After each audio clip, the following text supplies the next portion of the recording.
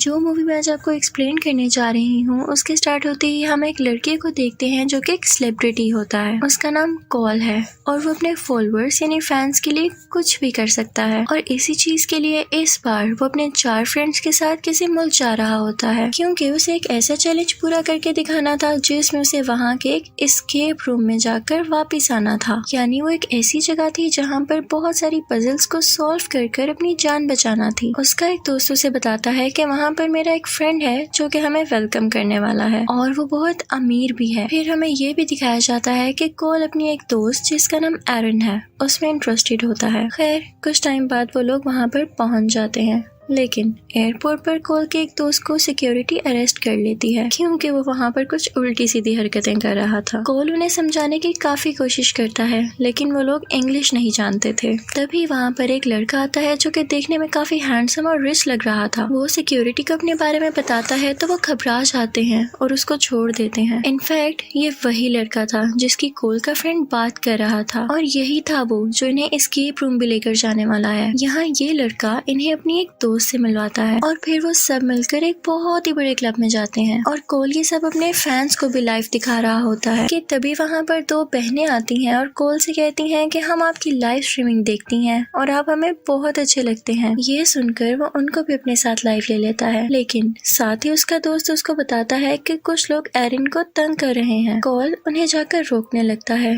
लेकिन वो लोग अपनी गन बाहर निकाल लेते हैं। वो वहाँ का पूरा गैंग था लेकिन उसी रिच लड़के के बॉडीगार्ड्स उनको वहाँ से भगा देते हैं और उस गैंग का लीडर उनको ब्लैकमेल करता हुआ वहाँ से चला जाता है। इनको कुछ समझ नहीं आता कि अब क्या किया जाए। खैर ये लोग इस बात को इग्नोर करना पसंद करते हैं और वहाँ से चले जाते हैं। रात में ये लोग एक होटल में स्टे करते हैं और यहाँ एरन और कॉल में काफी क्लोजनेस भी हो जाती है। अगली सुबह वो सब एस्केप रूम की तैयारी पकड़ते हैं। उस रिच लड़के ने इनके लिए एक गाड़ी भेजी होती है जिसमें कॉल और एरन जाते हैं। इनको रास्ते में कोई चीज नजर आती है तो वो ड्राइवर से गाड़ी रोकने का कहते हैं लेकिन ड्राइवर कहता है कि मुझे ये कहा गया है कि आपको आपकी मंजिल तक ही पहुंचाऊं। लेकिन बहुत ज्यादा इंसिस्ट करने पर वो उन्हें कुछ देर के लिए गाड़ी से बाहर निकलने देता है और साथ उन्हें उस मुल्क की करेंसी के कुछ पैसे भी देता है। वो लोग वहाँ जाकर बहुत एंजॉय करते हैं और कॉफी भी पीते हैं लेकिन जैसे ही कॉल बिल पे करने के लिए पैसे निकालता है तो इसके अंदर से एक कार्ड निकलता है, एक किस्म का नोट, जिसे देखकर वेटर उनसे बिल नहीं लेता कि इसके पैसे वही लड़का देगा। एरिन को काफी हैरानी होती है कि उस रिच लड़के को कैसे पता कि हम यहाँ आएंगे। इसके बाद वो सब उसके पास पहुँच जाते हैं और वो उन्हें एस्केप रूम के बाहर ले आता है। वो कॉल का फोन भी सीसीटीवी फुटेज के सामने रख देता है ताकि उसके फैंस भी सब कुछ लाइव देख सके। उसके बाद उन सब के फेस को ब्लैक कपड़े से कवर कर दिया जाता है ताकि स्टार्टिंग में ये सब कुछ न देख सके कि हमें कहाँ कहाँ छोड़ा गया। इसके बाद सबको अलग अलग जगह छोड़ दिया जाता है और कॉल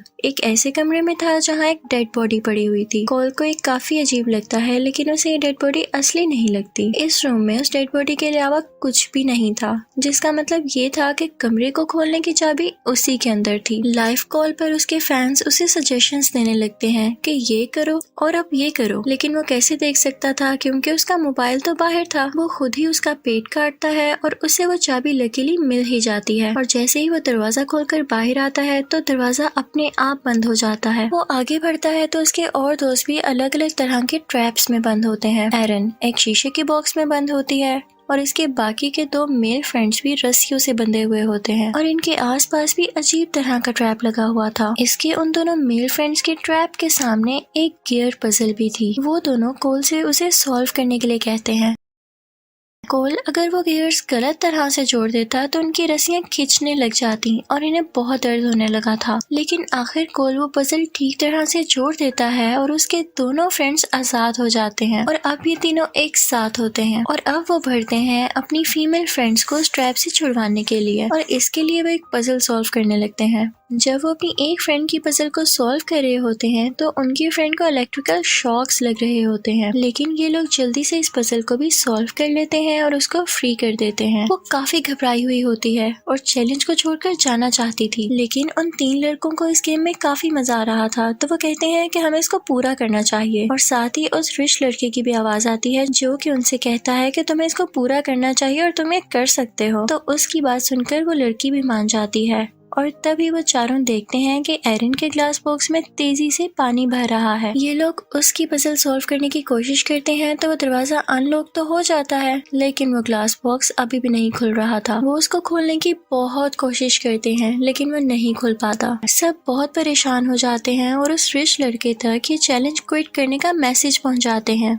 लेकिन वो इनको बाहर नहीं निकालता। फिर कोल वो ग्लास बॉक्स ऊपर से तोड़ देता है और एरिन को ये लोग बाहर निकाल लेते हैं। अब ये सब लोग बच तो गए थे और अपने अपने एस्केप रूम से भी बाहर आ गए थे, लेकिन ये अभी भी उस एरिया में फंसे हुए थे, यानी ये पूरी तरह से बाहर नहीं आए थे और उधर कोई भी नहीं था जो इनको बाहर निकाल सकता। दीवारों पर खून लगा हुआ था जिसे देखकर ये सब काफी डर जाते हैं। कॉल किसी तरह से दरवाजा तोड़ता है और ये सब जब बाहर आकर देखते हैं तो वो रिच लड़का इन्हें कहीं भी नजर नहीं आता। इवन उसके सब आदमी वहाँ पर मरे हुए पड़े थे। वहाँ पर उस रिच लड़के की फ्रेंड पर किसी ने गन पॉइंट की हुई थी और वो कोई और नहीं बल्कि उस दिन क्लब में मिलने वाला वही गैंग लीडर था जिसने कहा था कि वो वापस जरूर आएगा। वो उस लड़की यानी रिच लड़के के दोस्त को शूट कर देता है और बाकी सबको अपनी कार में बिठा लेता है। जो उसके साथ हमने उस दिन ड्राइवर देखा था, उसके साथ हम उसी ड्राइवर को देखते हैं जो कि कोल और एरिन के साथ था। कोल जब होश में आता है तो वो बंधा हुआ होता है और उसके सामने एक आदमी ये सब कुछ लाइव रिकॉर्ड कर रहा था। दरअसल ये लोग इसलिए ऐसा कर रहे थे क्योंकि इन्हें कोल और उसके फ्रेंड को लाइव वीडियो में टॉर्चर करने के पैसे मिलने थे। वो आदमी कोल को एक कमरे में बंद कर देता है जहाँ पर वो अपनी दोस्त को लाइव देख पा रहा था। वो आदमी पहले तो उसकी आंख निकालता है और फिर उसका गला काट कर उसे मार डालता है। कोल को इस सब पर यकीन नहीं आ रहा था। वो खुद को फ्री करने की कोशिश करता है। वो एक चिमनी यानी पाइप से होता हुआ जाता है कि तभी वो देखता है कि गैंग का वो आदमी उसके एक दोस्त को मार रहा है। उसने उसको इतना मारा कि इवन उसकी जान भी ले ली और उस आदमी ने अब कोल को वहाँ पर देख लिया था और वो अपने आदमियों को उसे पकड़ने का कहता है। कोल अपनी जान बचाने के लिए वहाँ से भागता है और एक दरवाजे के सामने पहुँच जाता है। उस पर पासवर्ड लगा हुआ था। कोल अपनी जेब से जब वो नोट निकालता है जो उसे ड्राइवर ने दिया था तो उसे याद आता है कि इस पर तो कोई पासवर्ड लिखा हुआ था। वो पासवर्ड देकर उस दरवाजे पर लगाता है तो दरवाजा खुल जाता है। वो देखता है कि अंदर ड्राइवर है। वो उसे कहता है कि तुम यहाँ से भाग जाओ और इसी के साथ वो कोल को गाड़ी की चाबी देता है। कोल वहाँ पर एक गाड़ी के पीछे छुप जाता है क्योंकि वहाँ पर 2 लोग आए थे जो कि ड्राइवर को गुस्से से अपने साथ ले गए थे। कोल को अपने बाकी दोस्तों की भी फिक्र हो रही थी, इसलिए वो वहाँ से अकेला जाना नहीं चाहता था। वो वापस वहाँ चला जाता है और वहाँ पर अपने एक फ्रेंड को देखता है जो कि काफी इंजर्ड था, काफी जख्मी था। कोल उसको अपने साथ लेकर भागने लगता है और छुप जाता है। उसे वहाँ पता चलता है कि उसके 2 दोस्त मारे जा चुके हैं, जिस पर वो बहुत उदास हो जाता है और रोने लगता है। तभी वहाँ पर कोई आदमी आ जाता है और ये लोग अंडरग्राउंड एक रास्ते पर चले जाते हैं। वहाँ पहुँचते ही एक और आदमी इन पर शूट करने लगता है और वो कोल के दोस्त पर जंप लगाकर एलिवेटर की जगह पर नीचे कूद जाता है, जिससे वो दोनों मारे जाते हैं। कोल बहुत ही ज्यादा हार्ट ब्रोकन और परेशान हो जाता है और उस आदमी की गन उठा लेता है और यहाँ पर कोल को पता चलता है कि वही रिच लड़का इन सब का लीडर है। वो रिच लड़का अपने एक आदमी को गोली मार देता है कि उसने कोल की भागने में मदद क्यों की। कोल डरते हुए वहाँ से भाग जाता है। वो देखता है कि एरिन को वो गैंग लीडर जख्मी कर रहा है, उसे हर्ट कर रहा है। कोल उसे रोकता है और कहता है कि मेरे सारे पैसे तुम रख लो लेकिन हमें छोड़ दो। तो गैंग लीडर कहता है कि जितने पैसे तुम मुझे दोगे उससे ज्यादा मुझे तुम्हें मारने के मिलेंगे। कोल इस बात पर उसे शूट करता है लेकिन वो बच जाता है और अब बदले में वो एरिन को शूट कर देता है जिससे वो मर जाती है। कोल वहाँ से घबराया हुआ निकलता है तो वो रिच लड़का उसके सामने खड़ा सब कुछ लाइव रिकॉर्ड कर रहा होता है। कोल को बहुत गुस्सा आता है और वो अपनी गन उठाता है और उसके सर पर जोर जोर से मारने लगता है। वहाँ पर वो रिच लड़का कुछ बोलना चाह रहा था कि ये सब नकली है, लेकिन उसकी आवाज कोल के अटैक्स की वजह से बहुत कम निकलती है और कोल ये सुन नहीं पाता और उसे बुरी तरह से मार देता है। उसका काफी खून बह चुका था और यहाँ पर वो कोल के हाथों मारा जा चुका था। तभी कोल के सब फ्रेंड्स और वो लोग जिनको मरा हुआ शो करवाया गया था वहाँ पर आ जाते हैं और वो ये देखकर शॉक रह जाते हैं कि कोल ने उसका मर्डर कर दिया